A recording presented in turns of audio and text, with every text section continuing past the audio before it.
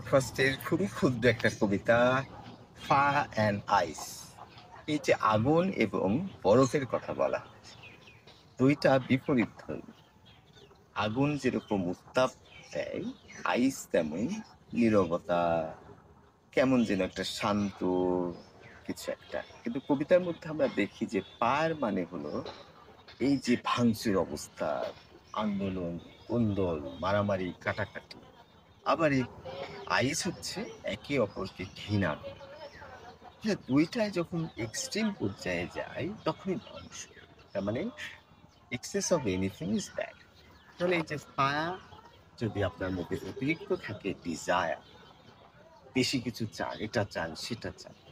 আবার যদি আইস আপনার মধ্যে নির্লিপ্ততা থাকে, ঘৃণা থাকে, ইনডিফারেন্স থাকে, সেটাও কিন্তু খারাপ। তাহলে পৃথিবী শেষ হয়ে যাবে কিভাবে?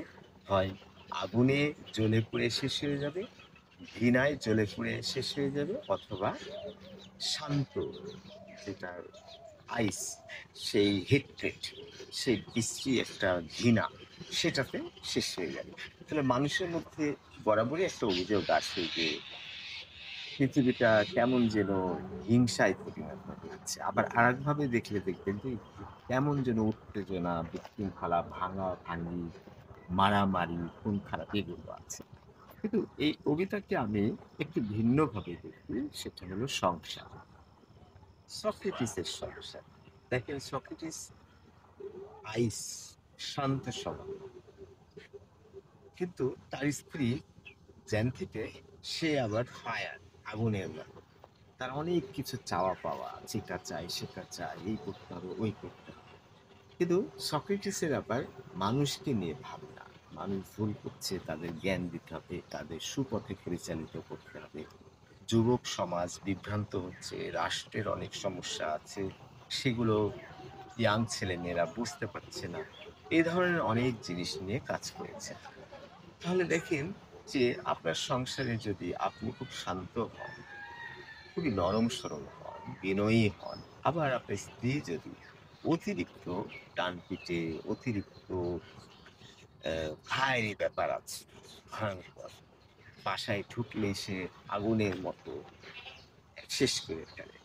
আবার আপনি একেবারেই শান্ত, সেই শান্ত দেখে সে আরো জ্বলতে থাকে যে আমার কোনো কথাই উত্তর দিচ্ছে না, আমার সাথে ঝগড়া করছে না, সব কথাই মেনে নিচ্ছে, চুপচাপ থাকছে। তার মানে আপনার স্ত্রী কি করছে? ভাঙচুর করছে। কিন্তু আপনি আবার তাকে ঘৃণা করছেন। হ্যাঁ, তাকে ভালোবাসে, কিন্তু তার কাজ-কর্মকে আপনি ঘৃণা করছেন। তাহলে একটা বাড়িতে আপনি ২ মাস আছেন, কেউ বুঝতে পারছে না। আপনি নির্লিপ্ত, শব্দ করেন না, কম্পিউটারে, ল্যাপটপে কাজ করছেন, ভালো কিছু গবেষণা করছেন, লেখালেখি করছেন। কিন্তু আপনার স্ত্রী যদি আসে, তখনই হইচই পড়ে যাচ্ছে।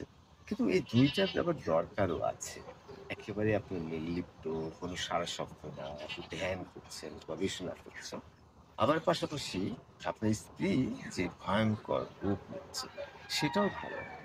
ফলে সক্রেটিসের জীবনে এই ভয়ঙ্কর একটা জিনিস এসছে। তার স্ত্রী ফায়ার আর সে হলো আইস। যখন মাথায় পানি ঢেলে দিচ্ছে তখন বলছে, বাহ! ভালোই করেছো। এখন আমার মাথাটা অনেক গরম ছিল, তো এই পানি ঢেলে আমার মাথাটাকে ঠান্ডা করে দিল। রসিকতা করে সে জীবনটা পার করে দিয়েছে ৭১ বছরে। তার মৃত্যুদণ্ড কার্যকর করা হয়। তাহলে এই যে ছোট্ট একটা কবিতার মধ্যে অসম্ভব জিনিস লুকিয়ে আছে। আপনার সাথে আপনার স্ত্রীর যে ব্যাপারটা, আবার পৃথিবীর ব্যাপার আছে, আবার দেশের ব্যাপার আছে। বাংলাদেশের দিকে তাকালে দেখুন, একদল আরেক দলের প্রতি যে হিংস্র মনোভাব, ফায়ারিং। আবার জনগণ আবার চাচ্ছে এইটা করুক, ওইটা করুক, এটা করুক। এত কিছু তো আবার সরকার পারছে না। যখন নেইমার খেলে, তখন কি একটা উত্তেজনা! কেন গোল দিতে পারছে না? গোল দিক, গোল দিক। এরকম একটা বেশি, বেশি চাওয়া। তারপরে অনেক সময় ক্রিকেট এটা বেশি হয়। এত এক্সপেকটেশন, সচিন টেন্ডুলকার কেন সেঞ্চুরি করছে না, এই করছে না। আর ১০ বলে ১৫ রান বাকি আছে। একটা ৪ কেন মারছে না? এ ধরনের উত্তেজনা। ফলে সেটার সবকিছুতেই একটা মাত্রা থাকা ভালো। তবে হ্যাঁ, আপনাকে এগিয়ে যেতে গেলে আপনার মধ্যে ফায়ার থাকতে হবে। আবার আপনি যদি মেডিটেটিভ হন, জ্ঞান বুদ্ধি বাড়িয়ে অনেক লেখালেখি রবীন্দ্রনাথের মতো, অ্যারিস্টটলের মতো করে যদি আপনি এগোতে চান, তাহলে কিন্তু আপনার মধ্যে আইস থাকবে।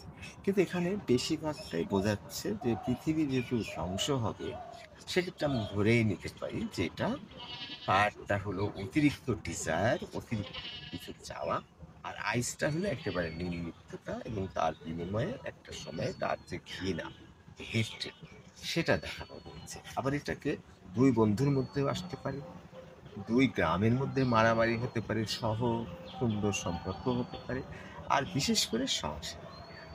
স্বামীরও সেইরকম কোল্ড হওয়া যাবে না, আবার স্ত্রীকেও সেরকম ফায়ারি হওয়া যাবে না।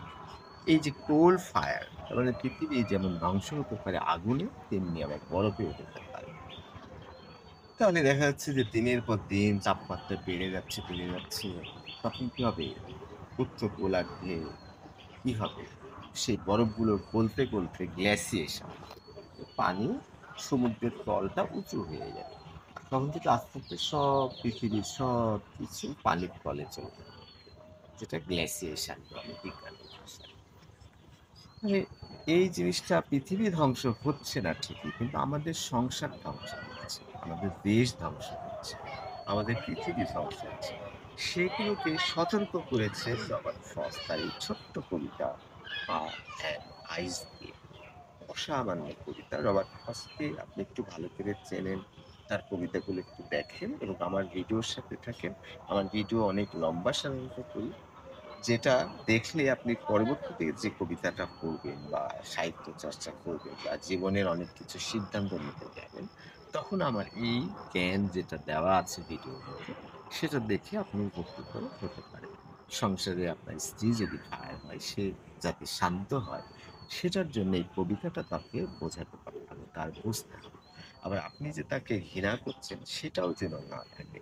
তার মানে অত্যধিক ডিজায়ার, অত্যাচার, মারমুখী ভাবটা ধ্বংস করবে সংসার তথা দেশ, পৃথিবী। আবার ঘৃণাও আমাদের ধ্বংস করবে। রাসূলুল্লাহ সাল্লাল্লাহু আলাইহি ওয়াসাল্লাম বলছেন যে, "এক গালে মারলে আরেক গালটা পেতে দিতে।" বুঝতে হবে যে সেটা সহনশীল হতে হবে। স্ত্রী রেগে গেলে, বাচ্চাকে মারলে, স্বামীর আবার তার বাচ্চাকে হেল্প করতে হবে, তার স্ত্রীকে থামাতে হবে। তো এভাবে চেক অ্যান্ড ব্যালান্স করা দরকার আছে। অতিরিক্ত ফায়ার ভালো না, অতিরিক্ত ঘৃণা ভালো না। আর অনেক ভালো মানুষ অত্যাচারিত হতে, হতে একটা সময়ে ঘৃণা করে। দেখবেন যে একই ছাদের তলে কয়েকটা মেয়ে আছে।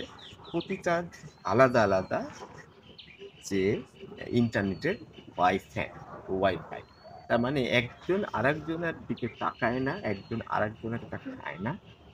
সে ওই রাউটারের ইন্টারনেট নেয় না। মানে ১০ টা মেয়ে একটা মেসে আছে। দেখা যাচ্ছে ১০ টা রাউটার, ১০ টা চুলা। তার মানে নিজে রান্না করে, নিজে বাজার করে, নিজের ওয়াইফাই দিয়ে চলে। কিন্তু তারা যদি মিলেমিশে করতো, একটা ওয়াইফাই দিয়ে হতো, একটা চুলা দিয়েই হতো, একজন একদিন বাজার করলো।